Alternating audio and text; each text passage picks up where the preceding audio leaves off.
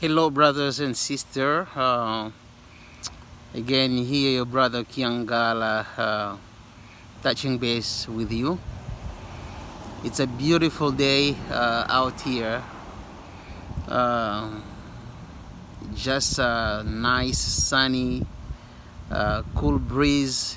Just the kind of climate you wanna have and enjoy a little bit of the wonders of nature. And it's a day also that it gives you a lot of reflection on what's going on. Knowing that it's a long weekend here in Toronto, Canada. It's a long weekend, and we have a lot of activities going on, including Caribana. Caribana is an event that takes place in Toronto here.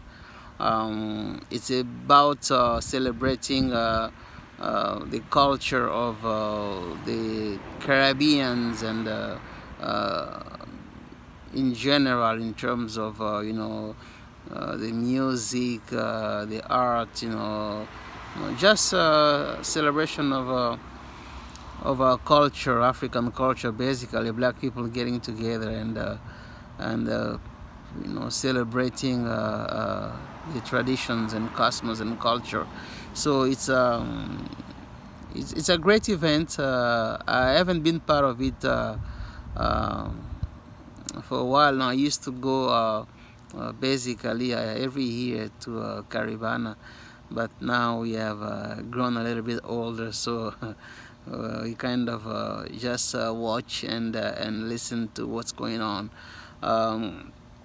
But it's definitely an event that portrays, displays a lot of what we are, the soul of our people. What we are made out of. In terms of art, in terms of our creativity. What we can come up with in terms of ideas and thoughts and creativity patterns. It's all that we really as African people are known for. That's originality, that's authenticity, and that's is almost a landmark in everything we touch on. Whether we're talking about science, and anything else. The aspect that I want to touch on today is basically looking at the impact that this event, Caribana in particular, brings to the city. This is an economic engine. If you can see the amount of people that come from different places, just flocking to Toronto to take part in this event from the United States, from different provinces and cities in Canada, and many even from the Caribbean, and you name it. So there is definitely an economic impetus that really does take place during Caribana. If you think in terms of those people coming to the city, they have to fly here. They have to drive, whatever means of transportation. That's already an economic power in terms of what we are contributing into these cities and countries, just by the way we present ourselves as a culture. You think of when people come to the city, to Toronto, they have to find a place to live, to stay for maybe a few days that they're in Toronto.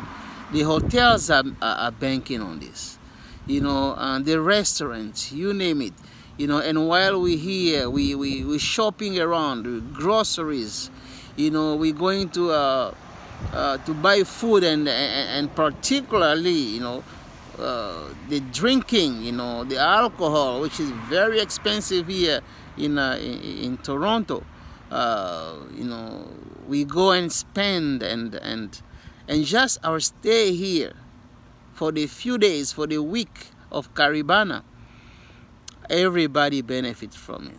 You know, you name it, you know, the restaurant, the hotel, you know, the gas stations, you know, everybody's getting a kick out of Caribana. But what do we get as a people? What do we get? We produce all this wealth. The airline industry is getting bookings. We don't own any planes. Certainly we don't benefit from that money. We come to the city, the big hotels that are hosting us, we don't own those hotels. The money is going to somebody else's hands. Looking at the food, the groceries, you know, the liquor stores, you know, we produce that much wealth in that 1 week,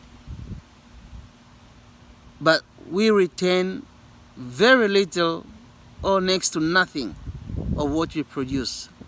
That's economic power that we're letting go. We don't control much of that aspect of Caribana.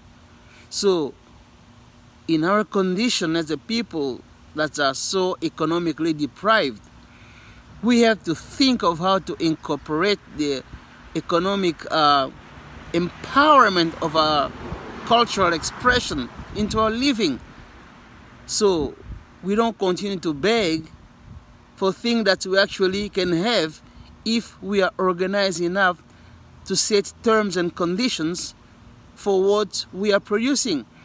The only reason why you see Caribana being promoted so widely here in North America, one of the reasons I should say, is because it's bringing money.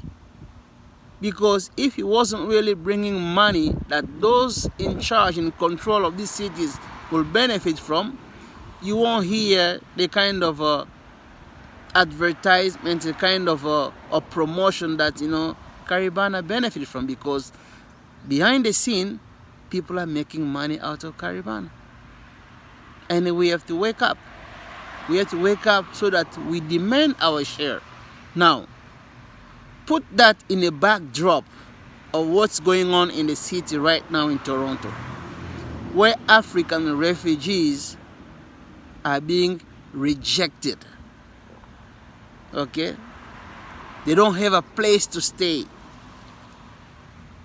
nowhere to go. They're sleeping on the streets with a blanket. Mothers, wives, men, husbands, you know, young and old.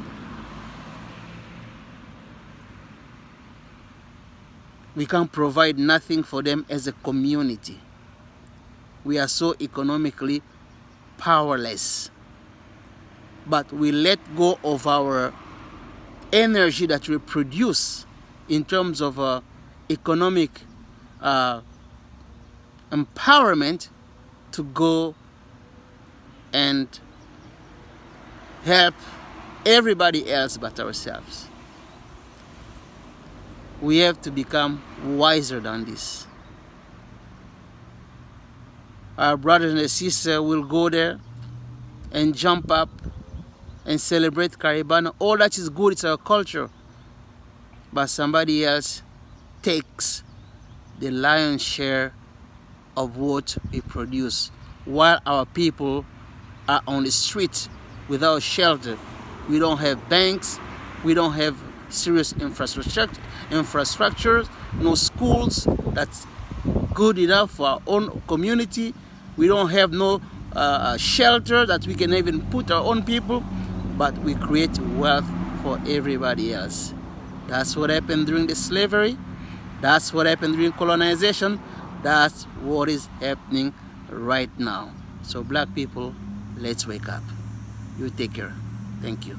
Bye-bye, African people.